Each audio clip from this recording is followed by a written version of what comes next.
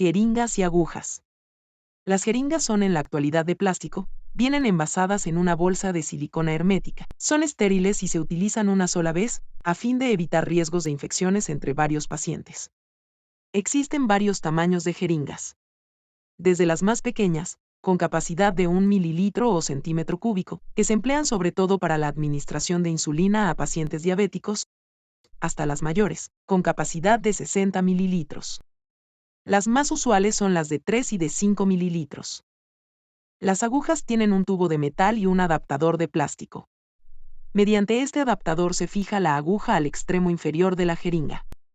Al igual que las jeringas, las agujas también se suministran envasadas individualmente y estériles, y se utilizan una sola vez para evitar infecciones. Las agujas se fabrican en diversos tamaños, los cuales se utilizan según la forma de inyección. Las inyecciones son siempre hipodérmicas, es decir, que el líquido se introduce debajo de la piel. Sin embargo, recientemente se ha propuesto el desarrollo de nanoparches como alternativa a las inyecciones tradicionales. Los nanoparches introducirían en la piel, y no debajo de ella, la sustancia activa de una manera indolora, segura y, en el caso de las vacunas, más eficiente. Inyección intravenosa. Actualmente las inyecciones intravenosas repetidas se realizan al igual que las infusiones por goteo o continuas, a través de un catéter introducido en una vena periférica y, si es necesario, a través de un catéter introducido en una vena central. A continuación, se describe la inyección en la vena periférica, en la que se usa una aguja común y que se realiza con mayor frecuencia si la inyección se aplica una sola vez o cuando no se dispone de catéter.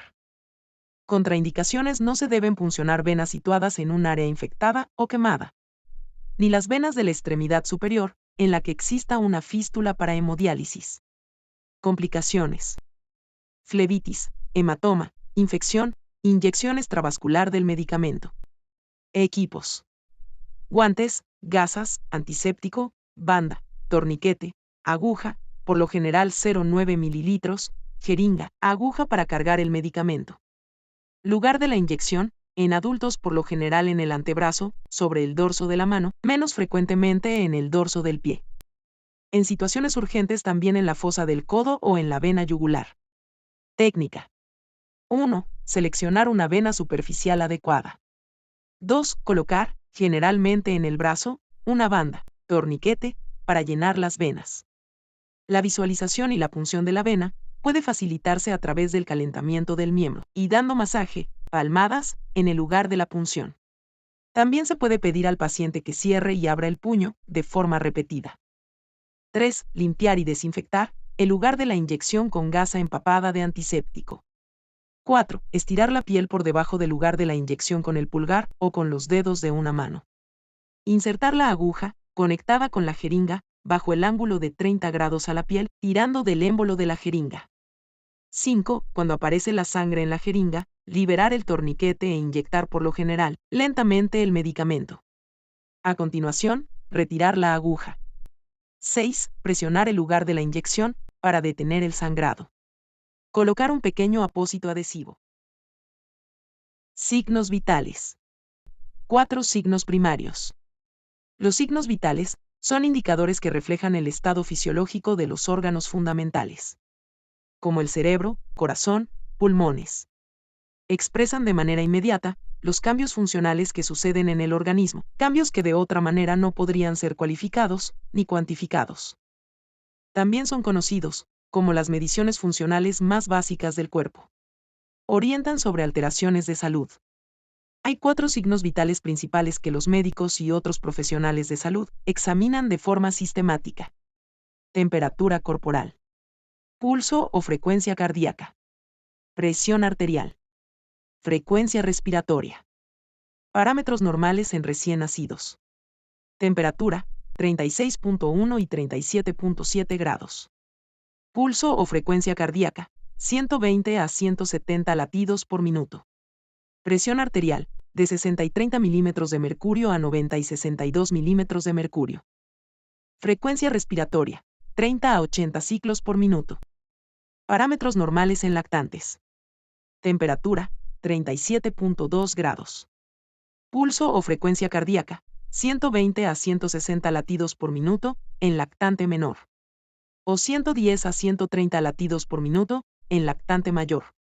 Presión arterial, 60 y 30 milímetros de mercurio a 90 y 62 milímetros de mercurio. Frecuencia respiratoria, 20 a 40 en lactante menor o 20 a 30 en lactante mayor, ciclos por minuto. Nota, un lactante menor es un niño de 28 días a 12 meses. Un lactante mayor es un niño de 12 meses a 24 meses. Parámetros normales en niños. Temperatura, 37 grados en niños de 2 a 8 años. Pulso o frecuencia cardíaca, de 100 a 120 latidos por minuto en niños de 2 a 4 años. Y 100 a 115 latidos por minuto en niños de 6 a 8 años. Presión arterial, 78 y 48 milímetros de mercurio a 112 y 78 milímetros de mercurio en niños de 2 años. 85 y 52 milímetros de mercurio a 114 y 85 milímetros de mercurio en niños de 8 años. 95 y 58 milímetros de mercurio a 135 y 88 milímetros de mercurio en niños de 12 años. Frecuencia respiratoria, 20 a 30 ciclos por minuto en niños de 2 a 4 años. Y 20 a 25 ciclos por minuto de 6 a 8 años. Parámetros normales en adultos. Temperatura, 36 a 37 grados. Pulso o frecuencia cardíaca, 60 a 80 latidos por minuto. Presión arterial, 100 y 60 milímetros de mercurio a 140 y 90 milímetros de mercurio. Frecuencia respiratoria, 12 a 20 ciclos por minuto. El equipo necesario para encontrar los signos vitales lo componen un termómetro, un esfigmomanómetro y un reloj de pulsera. Aunque el pulso frecuentemente puede ser tomado a mano, se puede requerir un estetoscopio para un paciente con un pulso débil. Frecuencia respiratoria. La frecuencia respiratoria es el número de respiraciones que realiza un ser vivo en un periodo específico. Suele expresarse en respiraciones por minuto. Movimiento rítmico entre inspiración y expiración está regulado por el sistema nervioso. Cuando las respiraciones de minutos están por encima de lo normal, se habla de taquipnea. Y cuando se hallan por debajo, bradipnea. Frecuencia respiratoria normal por edad. Recién nacidos hasta los 6 meses, 30-40 respiraciones por minuto. 6 meses, 25-40 respiraciones por minuto. 3 años, 20-30 respiraciones por minuto. 6 años, 18-25 respiraciones por minuto. 10 años, 17-23 respiraciones por minuto. Adultos, 12 a 18 respiraciones por minuto. Mayores de 65 años, 12 a 28 respiraciones por minuto. Mayores de 80 años, 10 a 30 respiraciones por minuto. Adultos a ejercicios moderados, 15 a 20 respiraciones por minuto. Atletas, 60 a 70 respiraciones por minuto. El pulso. El pulso es el número de latidos cardíacos por minuto. Forma en que se realiza el examen. El pulso se puede medir en zonas por las cuales la arteria pasa cerca de la piel. Estas incluyen la parte posterior de las rodillas, la ingle, el cuello, la sien, la parte alta o la cara interna del pie, la muñeca. Para medir el pulso en la muñeca, coloque los dedos índice y medio sobre la parte anterior de la muñeca opuesta, debajo de la base del pulgar. Presione con los dedos hasta que sienta el pulso. Para medir el pulso en el cuello, coloque los dedos índice y medio, al lado de la manzana de Adán en la depresión ligera y suave. Presione suavemente hasta que localice el pulso. Nota: siéntese o acuéstese antes de tomar el pulso del cuello. Las arterias del cuello, en algunas personas son sensibles a la presión. Se puede presentar desmayo o disminución de los latidos cardíacos. Asimismo, no tome los pulsos en ambos lados del cuello al mismo tiempo. Hacer esto puede reducir el flujo de sangre a la cabeza y llevar a que se presente desmayo. Una vez que encuentre el pulso, cuente los latidos durante 1 minuto completo. O durante 30 segundos, y multiplique por 2. Esto le dará los latidos por minuto. Resultados normales. Para la frecuencia cardíaca en reposo. Recién nacidos de 0 a 1 mes de edad, 70 a 190 latidos por minuto. Bebés de 1 a 11 meses de edad, 80 a 160 latidos por minuto. Niños de 1 a 2 años de edad, 80 a 130 latidos por minuto. Niños de 3 a 4 años de edad, 80 a 120 latidos por minuto. Niños de 5 a 6 años de edad, 75 a 115 latidos por minuto. Niños de 7 a 9 años de edad, 70 a 110 latidos por minuto. Niños de 10 años o más y adultos, 60 a 100 latidos por minuto. Atletas bien entrenados, de 40 a 60 latidos por minuto. Temperatura. La temperatura del cuerpo humano, también conocida como normotermia o eutermia, se encuentra en un rango de entre 36,5 y 37,5 grados, temperatura normal. Esta temperatura varía dependiendo de varios factores, como el sexo, la edad, la hora del día, la parte del cuerpo donde se realice la medición, y el estado de conciencia, de salud y emocional. Encontrarse bajo los efectos de una anestesia, en la fase menstrual del ciclo o la realización de un esfuerzo físico, también son factores que pueden influir en la medición. La temperatura corporal se mantiene en un rango adecuado a través de la termorregulación, un proceso controlado por el sistema nervioso central. Métodos de medición.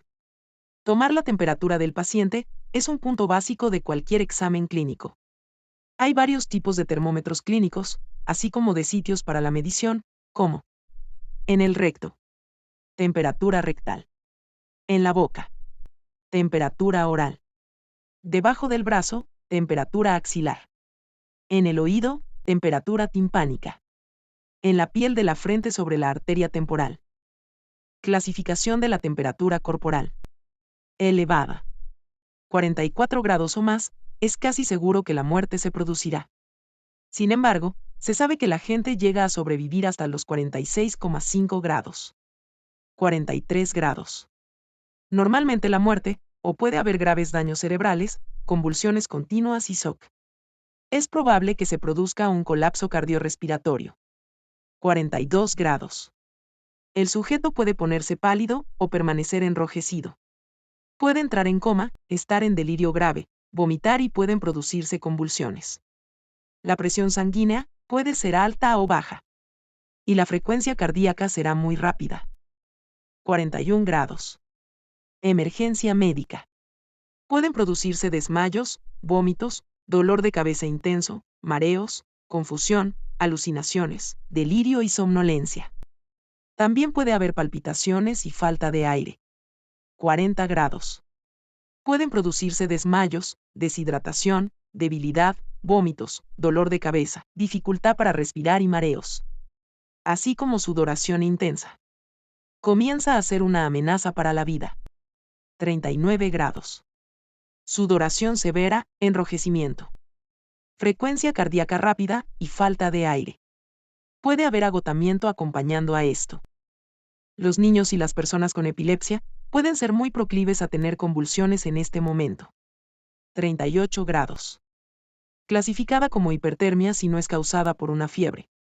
Sentirse caliente, sudar, tener sed, sentirse muy incómodo, tener un poco de hambre. Si esto es causado por la fiebre, también puede haber escalofríos. Temperatura normal. El rango comúnmente registrado de temperaturas corporales normales va de 36,1 a 37,5 grados. Temperatura baja. 36 grados. Sentir frío, escalofríos de leves a moderados. La temperatura corporal puede bajar a este nivel durante el sueño. Puede ser una temperatura corporal normal. 35 grados.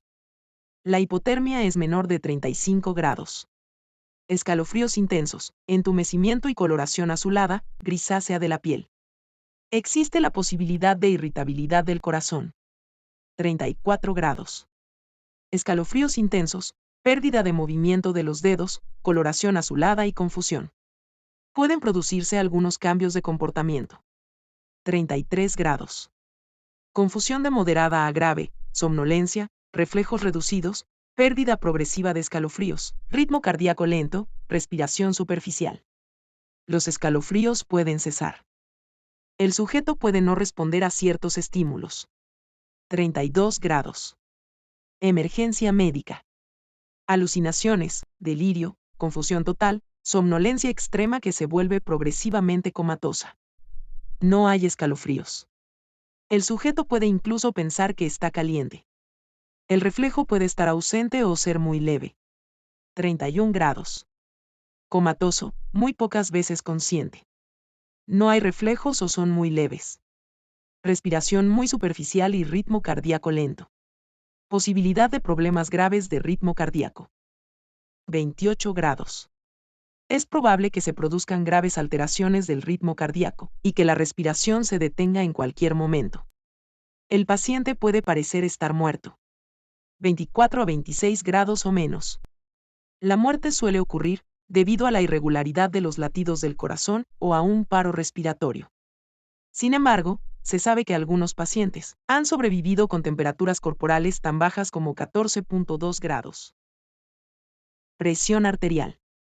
La presión arterial es la fuerza de su sangre al empujar contra las paredes de sus arterias. Cada vez que su corazón late, bombea sangre hacia las arterias. Su presión arterial es más alta cuando su corazón late, bombeando la sangre. Esto se llama presión sistólica. Muestras de heces. Una muestra de materia fecal puede otorgarles a los médicos información valiosa sobre lo que ocurre cuando un niño tiene un problema estomacal, intestinal o en otra parte del tracto gastrointestinal. Los cultivos de materia fecal ayudan al médico a determinar si existe una infección bacteriana en los intestinos. Un técnico colocará pequeñas muestras de la materia fecal en un plato plástico estéril que contiene nutrientes que favorecen el crecimiento de determinadas bacterias. Las bacterias que se intenta detectar solo crecerán si ya están presentes en la muestra de heces. Si se forman colonias de bacterias, el técnico las evalúa con un microscopio y con análisis químicos para identificar el organismo. ¿Por qué se realiza? Es posible que un médico solicite un cultivo de material fecal para detectar bacterias que provocan enfermedades, como las siguientes: Shigella, Salmonella, Yersinia, Campylobacter, Escherichia coli. En algunos casos, es posible detectar otras bacterias causantes de enfermedades. Probablemente se solicite un cultivo de materia fecal si su hijo ha tenido diarrea durante varios días, o si ha presentado diarrea sanguinolenta, en especial, si ha habido un brote de enfermedades provocadas por los alimentos en la comunidad, si su hijo ha comido recientemente carne o huevos, a los que les faltaba cocción, si ha tomado leche no pasteurizada, o si ha viajado recientemente a algunos lugares fuera de los Estados Unidos. Procedimiento. El médico o el laboratorio del hospital suelen entregar instrucciones por escrito sobre la manera en que se debe recolectar la muestra de materia fecal. Si no le dan instrucciones, aquí tiene algunos consejos para recolectar la muestra de heces de los pacientes.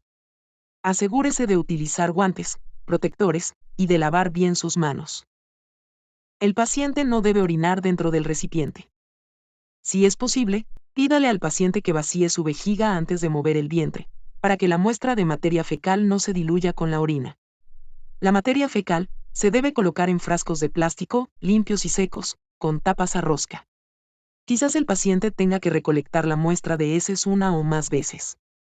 Para obtener mejores resultados, es conveniente llevar la muestra al laboratorio en el lapso de unas pocas horas. Prueba de orina. Un análisis de orina es una prueba de su orina. A menudo se realiza para chequear si hay una infección de las vías urinarias, problemas renales o diabetes. Usted también puede someterse a uno, durante un chequeo médico, si es ingresado al hospital, antes de una cirugía o si está embarazada.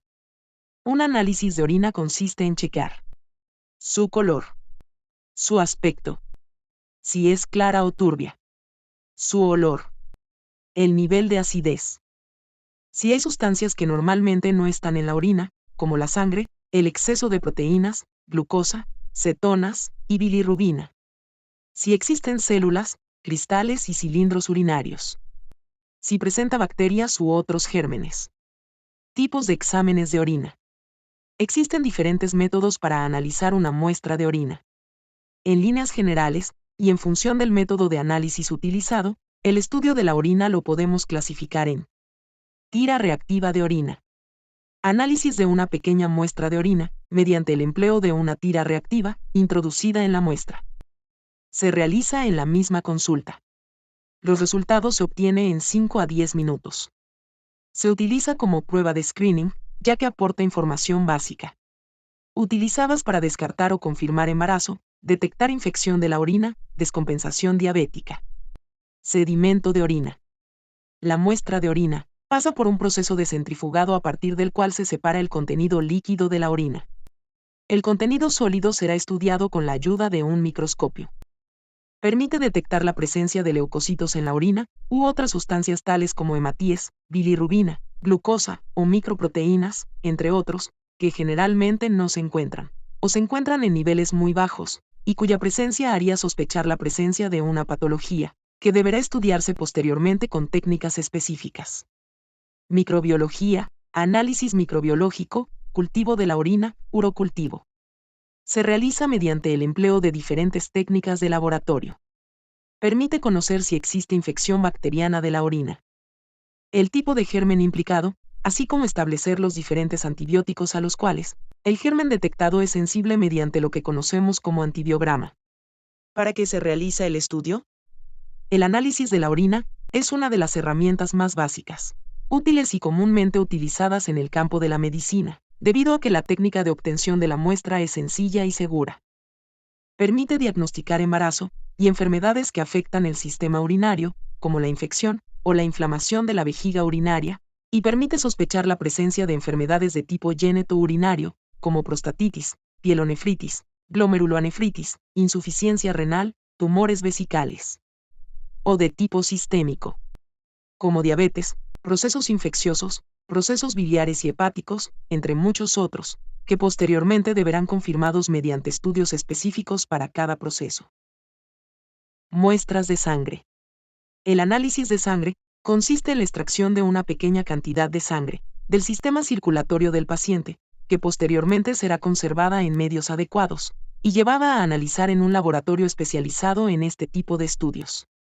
En general, la muestra de sangre se extrae de una vena, de ahí los nombres alternativos de venopunción o flebotomía. Pero existen situaciones especiales en las cuales la muestra de sangre se extrae de una arteria, del pulpejo de los dedos, etc.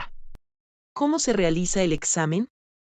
En general, la extracción de sangre es realizada por un enfermero o un auxiliar de enfermería dentro de un consultorio. El examen suele durar unos 5 minutos. Durante la extracción de sangre, el paciente permanecerá sentado o recostado sobre una camilla. Se le pedirá que mantenga extendido uno de sus brazos, evitando moverlo mientras se realice la extracción. El profesional localizará una vena del brazo para la punción, generalmente una vena localizada en la cara anterior a la altura de la flexión del codo. Colocará una goma elástica inmediatamente por encima del punto de punción, para favorecer el llenado de la vena y la posterior extracción de sangre. La zona de la punción se desinfecta mediante el uso de una gasa estéril empapada en alcohol. Para tomar la muestra de sangre, se utilizan una aguja hipodérmica y una jeringuilla de plástico, ambas desechables. Generalmente suele extraerse una pequeña muestra de sangre, aunque estudios especiales pueden requerir una muestra mayor. Tras la punción, se dejará un apósito estéril sobre la zona de la punción, y se pedirá al paciente que realice una suave presión durante unos minutos, hasta que el punto de punción no presente sangrado. Preparación para el examen. El análisis de sangre no requiere de ninguna preparación especial por parte del paciente. Con frecuencia, al paciente se le solicitará que permanezca en ayunas entre 8 a 10 horas previas a la extracción, dado que algunos valores del estudio pueden verse modificados con la toma de alimentos. En ocasiones, dependiendo de las razones por las cuales se realiza el análisis de sangre, el médico del paciente le solicitará que evite tomar una medicación o un alimento en concreto unas horas o días previos al examen. En el momento de la realización de la extracción, el paciente deberá indicar al profesional si está realizando algún tipo de tratamiento, especialmente con anticoagulantes, o si ha padecido algún tipo de infección en los días previos al examen. ¿Qué se siente durante y después del examen? La extracción de sangre es levemente dolorosa, dado que el tipo de aguja utilizado es de un calibre pequeño. El paciente puede sentir una leve presión en el antebrazo al colocar la banda elástica, y como un pequeño peñisco en el momento de la punción. ¿Para qué se realiza el estudio? El análisis de sangre es una de las herramientas más básicas, útiles y comúnmente utilizadas en el campo de la medicina. Debido a que la técnica de extracción es relativamente sencilla, y el análisis de la muestra por parte de laboratorios especializados aporta una muy valiosa información sobre el estado de salud de la persona. Permite conocer el grupo sanguíneo de una persona, saber si una mujer está embarazada, y el momento de su embarazo, así como descartar y diagnosticar múltiples patologías de tipo sistémico, como diabetes, dislipemias, enfermedades renales, enfermedades metabólicas, procesos infecciosos, etc. La herida. Una herida es una lesión que se produce en el cuerpo. Puede ser producida por múltiples razones, aunque generalmente es debido a golpes o desgarros en la piel. Dependiendo de su estado de gravedad, es necesaria asistencia médica. Es toda pérdida de continuidad de la piel, secundaria a un traumatismo. Como consecuencia de la agresión de este tejido, existe riesgo de infección y posibilidad de lesiones en órganos o tejidos adyacentes. Músculos, nervios, vasos sanguíneos, etc. Existen casos en los cuales la palabra herir es usada para referirse a un sujeto, por ejemplo, me están hiriendo, siendo esta la forma correcta de usarla.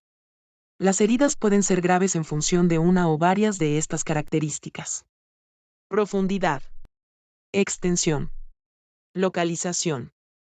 Suciedad evidente, cuerpos extraños o signos de infección. Clasificación de las heridas. Las heridas se pueden clasificar desde diferentes puntos de vista o aspectos. A continuación, veremos algunos de los más comunes, si bien se pueden encontrar otras categorizaciones. Según el objeto o el mecanismo causante, la herida puede ser cortante o incisa. Es ocasionada por un objeto cortante, como un cuchillo o un vidrio. Los bordes de la herida están limpios y definidos. En este tipo de heridas, el sangrado suele ser abundante. Punzante. Es producida por un objeto punzante, como un clavo. La gravedad de la herida depende de la profundidad y de si daña nervios o vasos sanguíneos. Contusa. Es ocasionada por el impacto de un objeto, como una piedra o un martillo. En estas heridas, los bordes son irregulares y suelen presentar un hematoma. Por desgarro. Es producida por objetos con dientes en su parte cortante, como una motosierra. Los bordes son irregulares. Por raspadura. Producidas por objetos con dientes o palas, como una trituradora de comida, o por el asfalto, cuando la piel se arrastra por él, en un accidente de tráfico, y la carne queda al descubierto. Según la profundidad, la herida puede ser superficial, cuando solo atraviesa la piel. Profunda, cuando la herida atraviesa el tejido subcutáneo. Penetrante, cuando penetra una cavidad, como puede ser la boca, el abdomen, la vagina, etc. Perforante, cuando atraviesa el cuerpo. Según la cicatrización, la herida puede ser aguda. Es aquella que el organismo es capaz de cerrar o sanar en el tiempo esperado. La cicatrización se producirá sin infección y en un periodo que suele oscilar entre 7 y 14 días. Crónica. Es aquella que el organismo no puede cerrar o sanar en el tiempo esperado, ya que la herida suele ser más profunda y la zona suele estar inflamada. El proceso de reparación y cicatrización es desordenado, se alarga en el tiempo. Según su riesgo de infección, la herida puede ser limpia. Es la realizada en un entorno aséptico, por ejemplo en un quirófano. Contaminada. Ha estado expuesta a bacterias, un corto periodo de tiempo. Sucia o infectada. Ha estado expuesta a bacterias, un periodo largo de tiempo. Según la integridad de la piel, la herida puede ser abierta. Se observa la separación de los tejidos blandos de la piel. Estas lesiones tienden a infectarse con facilidad. Cerrada. No se observa lesión aparente, pero hay hemorragia debajo de la piel, en cavidades o vísceras. Así, los tejidos dañados no están expuestos al exterior. Según la gravedad de la herida. Es probablemente una de las categorizaciones más representativa. Una herida puede ser leve o grave. La gravedad se medirá en función de otros factores, si la herida es superficial o profunda, si está contaminada o no, si está abierta o cerrada, si el objeto o mecanismo que lo ha causado puede quedar en el interior del cuerpo, etc. Primeros auxilios ante una herida. Primeros auxilios en caso de heridas leves. Lo más recomendable es protección personal o normas de bioseguridad. Guantes quirúrgicos para evitar contagios. Desinfección del material de curas. Antisepsia de las manos del socorrista. Limpieza de la herida con agua y jabón, del centro a la periferia. Si la herida es profunda, utilizar suero fisiológico para su limpieza. No utilizar alcohol, ya que este produce vasodilatación. Utilizar desinfectante en espuma, para su desinfección periférica, y precaución en utilizar agua oxigenada, porque destruye a los tejidos, necrosis tisular. Primeros auxilios en caso de heridas graves. Efectuar la evaluación inicial de la víctima. Controlar la hemorragia, y prevenir la aparición del shock. Cubrir la herida con un apósito estéril, y procurar el traslado en la posición adecuada, controlando las constantes vitales. No extraer cuerpos extraños enclavados. Fijarlos para evitar que se muevan durante el traslado de la víctima, y causen nuevos daños en su interior. Casos con heridas especiales. Existen casos especiales de heridas como neumotórax abierto o herida perforante en el tórax. Es la presencia de aire en la cavidad pleural, producida por la entrada de aire desde el exterior, y provoca un dolor intenso y dificultad respiratoria. Primeros auxilios en caso de heridas perforantes en tórax. Taponamiento oclusivo parcial. Traslado urgente en posición semisentado. Fractura. Una fractura es la ruptura parcial o total de un hueso. Los sistemas de clasificación de las fracturas son varios, y dependen del tipo de rotura del hueso o zona corporal afectada, así como de otros factores asociados. Se pueden clasificar según su etiología. En patológicas, traumáticas, por fatiga de marcha o estrés, y obstétricas. Exposición. Dependiendo si el punto de fractura se comunica o no con el exterior, se clasifican en cerrada. Si la punta de la fractura no se asocia a ruptura de la piel, o si hay herida, esta no comunica con el exterior. Abierta. Si hay una herida que comunica el foco de fractura con el exterior, posibilitando a través de ella, el paso de microorganismos patógenos provenientes de la piel o el exterior. Cuadro clínico. Los siguientes son los signos y síntomas más habituales de una fractura. Dolor, hasta shock neurogénico. Impotencia funcional. Deformación. Pérdida de los ejes. Crépito óseo. Movilidad anormal. Hemorragia interna, hasta shock hipovolémico. Localización en el hueso. Según su ubicación en el hueso, se clasifican en fracturas periarticulares. Ocurre en los extremos óseos, y se dividen en epifisiarias y metafisiarias. Fractura epifisiaria. Ocurre en el tejido óseo esponjoso del extremo articular de un hueso. La epífisis, usualmente lugar de inserción de la cápsula articular, y ligamentos estabilizadores de la articulación. Fractura metafisiaria. Ocurre en la metáfisis ósea, usualmente muy bien irrigada. Fractura diafisiaria. Ocurre en la diáfisis ósea, muchas veces son lugares con poca irrigación sanguínea. Localización en el cuerpo humano. Según el hueso afectado se denominan fractura craneal, fractura vertebral, fractura clavicular, fractura escapular, fractura humeral, fractura cubital, fractura radial, fractura carpiana, fractura metacarpiana, fractura falanges, fractura costal, fractura de esternón, fractura sacra, fractura coxígea, fractura de cadera, fractura femoral, fractura de rótula, fractura tibial, fractura de peroné, fractura del tarso, fractura metatarsiana. Gravedad. Si la fuerza traumática es de poca intensidad, y la sección del hueso no llegue a ser total. Se denomina fisura, o fractura incompleta, si se secciona todo el hueso. Es una fractura completa, y si se produce además una separación entre los fragmentos óseos. Se denomina fractura con desplazamiento, la cual implica complicadas operaciones para su cura. Enfermedad asociadas. Cuando una fractura se produce en un hueso afectado por una enfermedad, se habla de fractura en hueso patológico. Las enfermedades más comunes que pueden afectar a los huesos son enfermedad celíaca no diagnosticada, Las fracturas óseas pueden ser el primer y único indicio de su presencia, puesto que no es una simple enfermedad digestiva, sino autoinmune sistémica, que puede dañar cualquier órgano o tejido corporal.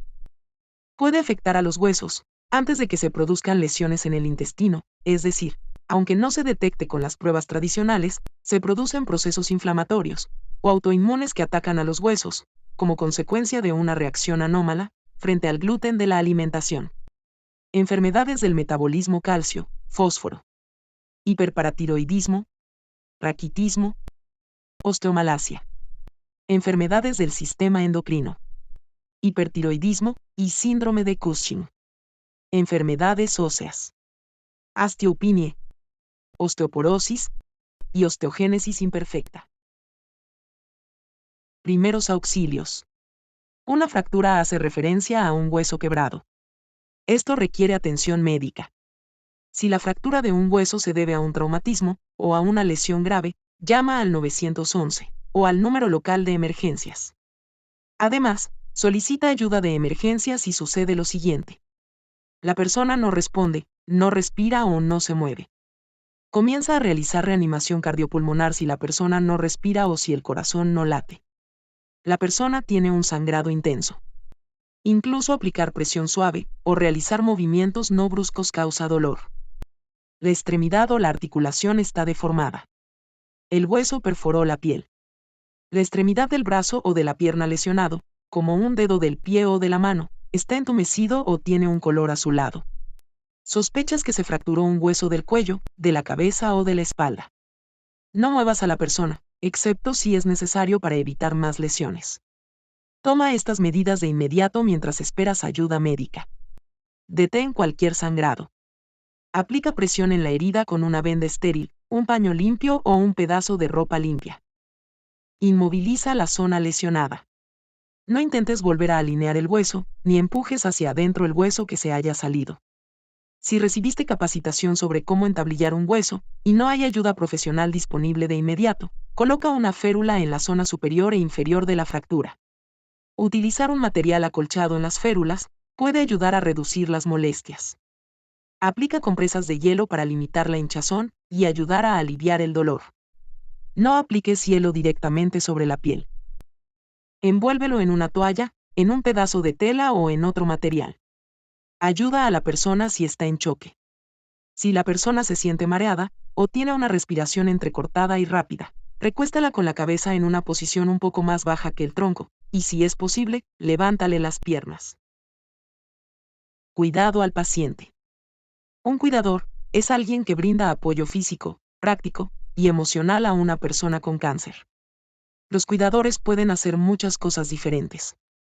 Pueden, por ejemplo, proporcionar apoyo y aliento, administrar medicamentos, ayudar a manejar los síntomas y los efectos secundarios, ayudar a programar las citas o llevar al paciente, ayudar con las comidas o las tareas domésticas, ayudar con cuestiones legales y económicas, como facturas y seguros. Tipos de cuidados. Existen muchas maneras de ser cuidador. Algunos cuidadores se encargan del cuidado de la persona con cáncer las 24 horas del día. Otros hacen investigaciones o buscan ayuda. Si usted es un cuidador, podría vivir con la persona que está enferma, visitarla o ayudarla por teléfono o por internet. Cada situación es diferente, y las cosas pueden cambiar a medida que el cáncer y el tratamiento cambian. Cuidador residente. Este suele ser el cuidador principal. En general, es el esposo, la esposa u otra pareja. Otro familiar, un vecino o un amigo también podría ser un cuidador residente. La mayoría de los cuidadores viven a 20 minutos de la persona a la que brindan cuidados. Cuidador a distancia. Un familiar o un amigo que maneja el cuidado, pero no vive cerca. Un cuidador a distancia suele ayudar por teléfono o por correo electrónico. También puede arreglar que familiares y amigos que viven cerca ayuden. Ser un cuidador a distancia puede ser estresante. Podría estar más preocupado porque la persona con cáncer está lejos. Cuando va de visita, podría preocuparse por los costos del viaje. Pero puede encontrar formas de ser un cuidador útil sin importar dónde vive. Ser un cuidador también puede tener recompensas. Estas pueden incluir las siguientes. Saber que está haciendo todo lo que puede por su ser querido con cáncer. Ayudar a mejorar la calidad de vida y el bienestar del paciente. Tener una relación nueva o más profunda con la persona que usted cuida. Mostrar a otras personas cómo dar de una manera positiva. Quemaduras. Las quemaduras son lesiones de los tejidos afectando especialmente al tejido subcutáneo. Estas se dan generalmente por contacto directo o indirecto con el calor, la corriente eléctrica, la radiación o agentes químicos, llegando inclusive a provocar la muerte celular. Tipos de quemaduras. Primer grado. Son las que afectan solo la capa externa de la piel, causando dolor, enrojecimiento e hinchazón. Segundo grado. Estas afectan la capa externa y la capa subyacente de la piel. Es decir, ambas capas causando dolor, enrojecimiento, hinchazón y ampollas. Conocidas también como quemaduras de espesor parcial. Tercer grado. Son las que afectan las capas profundas de la piel, conocidas como quemaduras de espesor total. Estas hacen que la piel se vuelva blanquecina, oscura o quemada. Aquí la piel puede estar adormecida. Importante. Ten en cuenta que los niños menores de 4 años y los adultos de más de 60 años tienen más probabilidad de presentar complicaciones o hasta la muerte a causa de estas, debido a que la piel tiende a ser más delgada que en otros grupos de edades. Causas. Las quemaduras más frecuentes son fuego, contacto con objetos hirviendo o calientes, quemaduras eléctricas, quemaduras químicas. Por lo general son el resultado de incendios industriales o en el hogar, juego con fósforos, calentadores, calefacciones o equipos en mal estado, accidentes automovilísticos, uso peligroso de petardos, accidentes caseros, como por ejemplo, cuando un niño topa la plancha caliente, cuando toca la estufa. Las vías respiratorias también se queman con la inhalación de humo, vapor, aire sobrecalentado, o vapores tóxicos en espacios sin ventilación o poco ventilados.